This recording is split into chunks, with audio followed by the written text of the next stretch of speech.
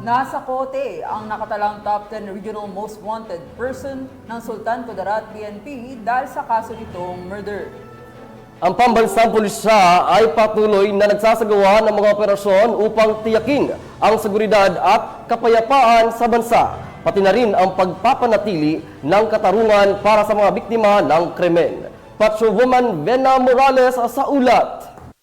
Bog ang mangingisdang tinaguriang top 10 regional most wanted person sa kasong murder sa ikinasang warrant of arrest operation ng mga otoridad sa barangay Nalilidan, Calamansig, Sultan Kudarat nito lamang ika-11 ng Setyembre taong kasalukuyan.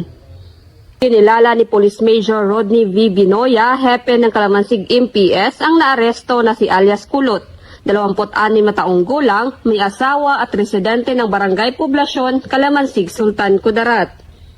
Ayon kay Police Major Binoya, nahuli ang sospek sa pinagsanib puwersa ng mga tauhan ng Calamansig Municipal Police Station, kasama ang Sultan Kudarat Provincial Mobile Force Company, Sultan Kudarat Provincial Intelligence Unit, Sultan Kudarat Provincial Drug Enforcement Unit, at Regional Intelligence Division Tracker Team Delta, sa bisa ng warrant of arrest sa kasong murder. Nasa kustodiya na ng Calamansig MPS ang naaresto para sa tamang disposisyon. Nananawagan naman ang Calamansig PNP na sumuko na sa mga otoridad ang mga taong may nakabinbin na kaso at harapin ang batas.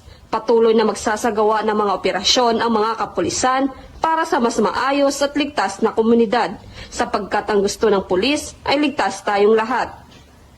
Mula dito sa General Santos City, ako ang iyong PNN correspondent, Patrolwoman Vena Morales, lagad ng batas, tagataguyod ng Balitang Pulis.